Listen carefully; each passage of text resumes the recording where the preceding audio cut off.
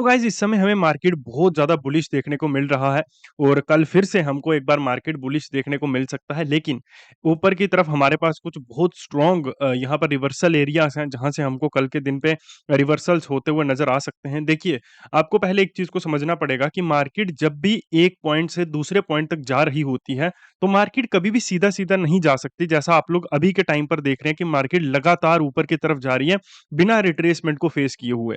और ऐसी मार्केट कभी भी कोई स्ट्रॉन्ग मार्केट नहीं होती क्योंकि मार्केट में सिर्फ मार्केट को ऊपर की तरफ खींचा जा रहा है। अब आपको यहाँ पर इसका टेक्निकल फैक्टर को समझिए।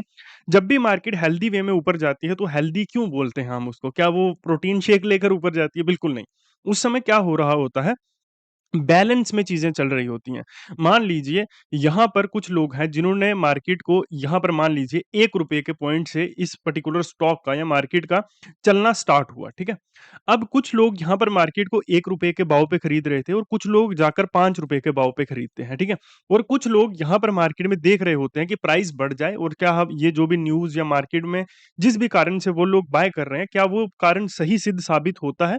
तो ही वो लोग यहाँ पर बाय करते हैं। तो इससे क्या होता है, सबका बाइंग एरिया जो होता है वो अलग-अलग हो जाता है, कोई भी एक जगह पर नहीं खरीदता। ये कॉमन ह्यूमन साइकोलॉजी है।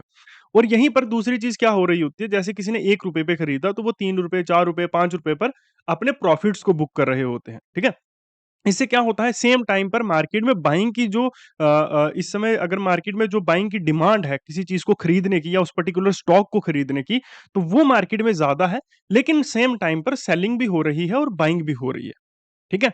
इससे क्या साबित होता है कि मार्केट में एक बैलेंस बना रहता है जिसकी वजह से मार्केट धीरे-धीरे, धीरे-धीरे ऊपर की तरफ जाती है।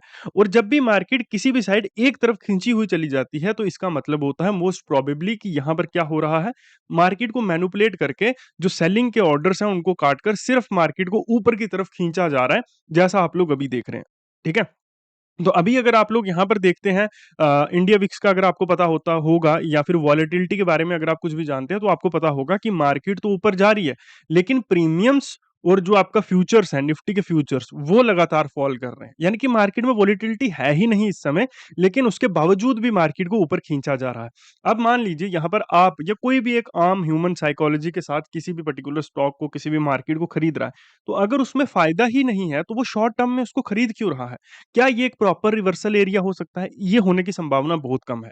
ठीक है? तो अगर इसको जो भी खींच रहा है, वो मार्केट को मैनिपुलेट करने के नज़रिए से ही मार्केट को ऊपर की तरफ खींच रहा है, ये चीज़ यहाँ से साबित होती है।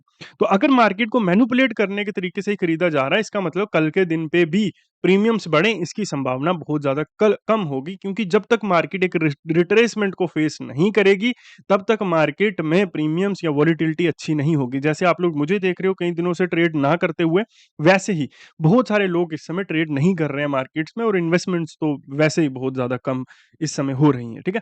तो आप इस मार्केट में अगर कूदेंगे तो वो नुकसान के लिए ही कूद रहे हो, तुक्के से अगर कहीं पर आप सही जगह पे फँस गए, प्रॉफिट हो गया तो हो गया ना, अदरवाइज़ मार्केट अगले दिन वो प्रॉफिट तो ले ही लेगी और साथ में जो कैपिटल के साथ ट्रेड कर रहे हो वो भी ले लेगी। बाकी आप जो ईगो आपको है कि नहीं मैं बहुत ज़्यादा जानता हूँ, मेरे को ये है, मेरे को वो है, तो वो मार्केट छीन लेगी, उसको आता है, ठीक है?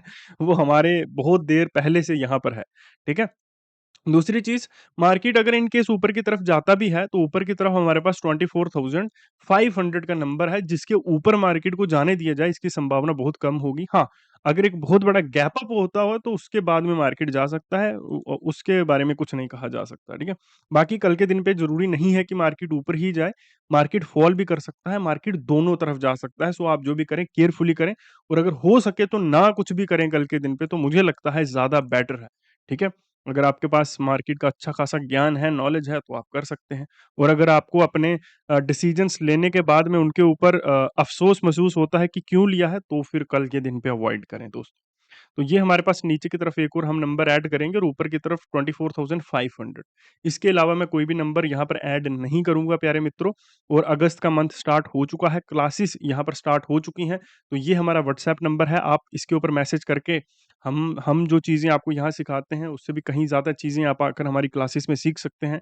जैसे साइकोलॉजी के बारे में आप बहुत इंटरेस्टिंग चीज़ें सीख सकते हैं, price action, stop loss hunting, risk reward कैसे रखना होता है। जैसे अगर आप मेरी लाइव ट्रेडिंग की वीडियोज़ देख रहे हो, तो वो सारी चीज़ें हम रियलिस्टिकली कैसे कर सकते हैं with proper strategies and proper system and proper mindset. वो सारी चीज़ें आपको वहाँ पर सीखने को मिलेंगी लेडीज़ एंड जेंटलमैन। ये हमारा नंबर रहा, अगर आपको क्लासेस को जॉइन करना है। बाकी आप फॉलो सब्सक्राइब करते रहिए सो दैट कि हम आगे भी ऐसे ही मिलते रहें guys. Thank you very much.